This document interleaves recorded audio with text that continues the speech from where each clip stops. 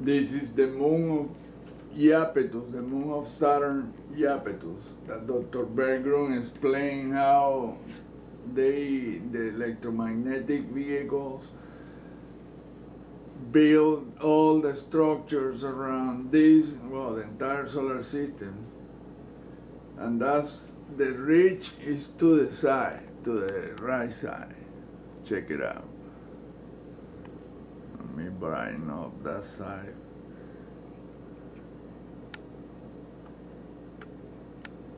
Check it out. That's where that 60 miles high wall or ridge. This is one side. The dark side is from there to the other half around the back. This is the brighter side. Check it out, what's in the bright side, close to the dark area. All you have to do is darken, check it out. Look at the enormous ass structure with hexagonal whatever in a dome inside, and oh boy. And there's they're all hexagonal, all this, look, the three holes, they're all aligned in a certain way. This guy, these people that are doing remote viewing, they are so bad informed. I mean, they discover some images on the dark area, but they are so, Dr. Berggruen could give him a lecture about this. All they have to watch is Remakers of Saturn and read the book. The book explains and show the vehicles actually working on that moon, on Enceladus, and on, what was the name of that moon? Charon, no, Charon is from Pluto. It's another moon that has a similar, close to that name. All those names are derived from Greek mythology. For some reason they use that, but check out that enormous, that right there is hexagonal, the same way, all of them. And look at the structures with them. Well, the entire moon is built the same way as Mars, Jupiter, Venus, Mercury, all of them, from one end to the other. There is no start here and there, no. The whole entire thing is one structure, or millions of structures. The question is, are they populated? When they are, there's trillions and trillions of people there, because I mean, there is not a single inch that is not structurized and sculpturized, because those are, they all form a sculpture. You see double holes, they make eyes. Pair of eyes. Look at that with the pupil and everything, but the pupil, look, it's a structure with a tube, and I mean, I find this in every single image of every single celestial body in this solar system. Well, now take a look at these structures here. It's amazing, man, how these people don't see it. They just don't see it. From far away, it looks like, you know, impact crater. None of that is a single impact crater. None of it. Exactly like Dr. Berggruen said, those are molten holes. I mean, people just don't read books anymore. But that book that he wrote, wow, man, that's a scientific document in mind, because it's so precise. I mean, to the millimeter, practically. I mean, it's not like 300,000 miles, it's like 385 point something point something. I mean, it's precise data. And that man, imagine, if he got his law degree in 1 year, including the bar examination, at 94 years old, you're talking about a brilliant mind. They tried to poison him after the conference, Remakers of Saturn, the images that he showed there. Woo! The entities making a fake astronaut, then a fake lunar lander, then that shit turned into a weird, strange grow, like some shit indescribable. And he pointed with arrows where the entities were around the thing, including the fake astronaut on Apollo 12. But I discovered much more on those images.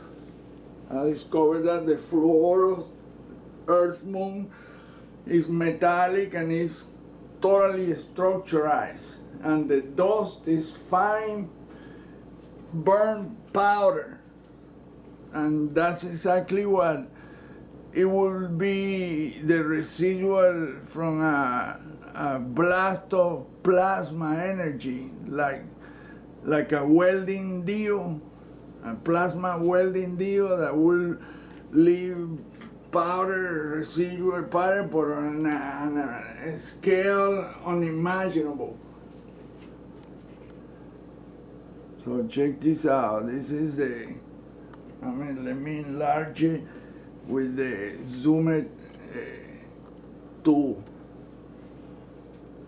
You see that from there? Well, now check this out.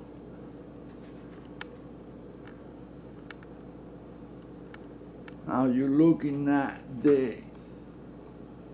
and you can see a square, precise pattern. Look at that.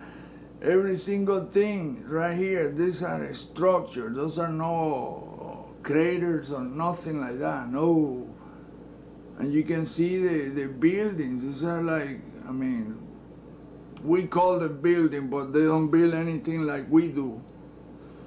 These are all exactly like Dr. Bergen. Look at the size of that wall, and that's like a reptile head right there, a dinosaur head.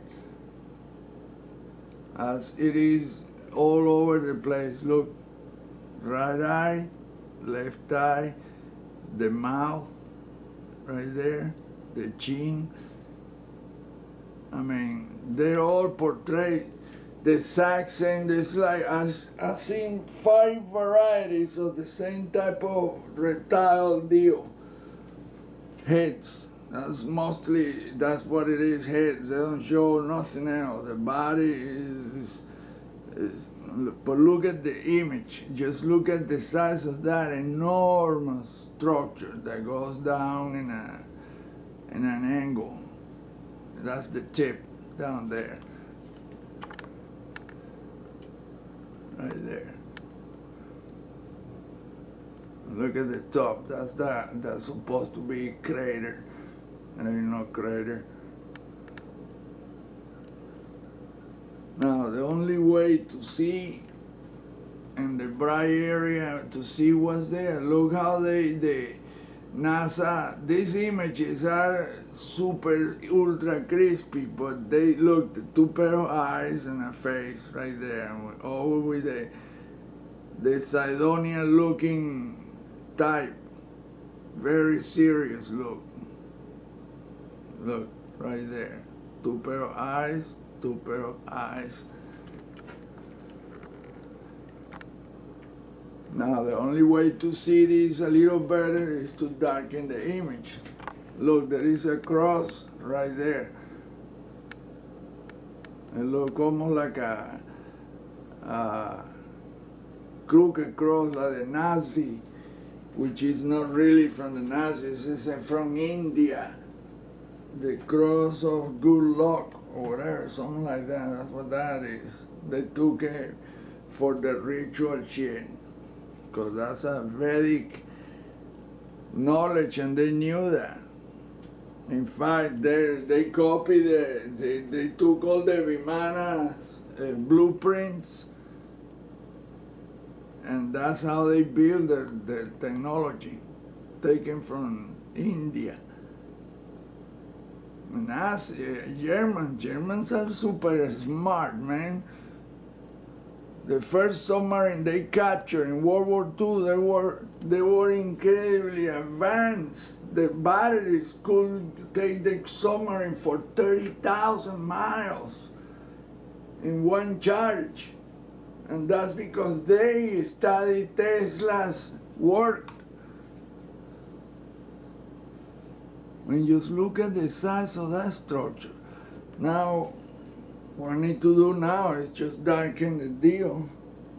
Now these dark areas are gonna be way too dark.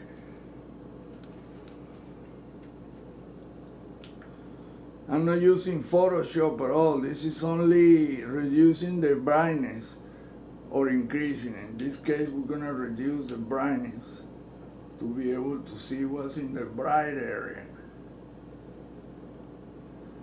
So we're gonna lose some of the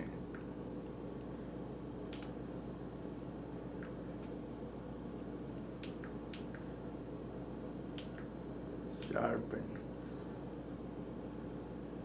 Take the color off because the color was added by NASA, by JPL. Now it's Malin Corporation who does the imaging in Mars. So they release whatever they feel like and however they feel like. Of course, they're gonna tamper the hell out of it. When you see the images coming from the rover or the Mars, whatever, you cannot imagine how crappy the images are, having the immense technology, optical technology we have now. Gee. In fact, I saw one where they are now in the billion pixels. Just imagine a billion pixels, way like 1.3 billion pixels per every 12-inch for foot. Not even imagine. That used to be in the Clementine was 1 kilometer per pixel. Now it's 1.3 billion per foot. So you get to see even the wrinkles in the shirt of somebody 40,000 miles away. You can see the wrinkles in the shirt, the logos, or you can read a dime.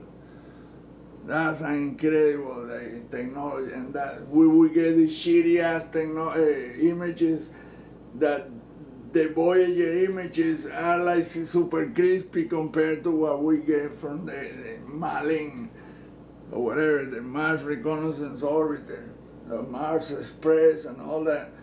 It's been like that for a long while now.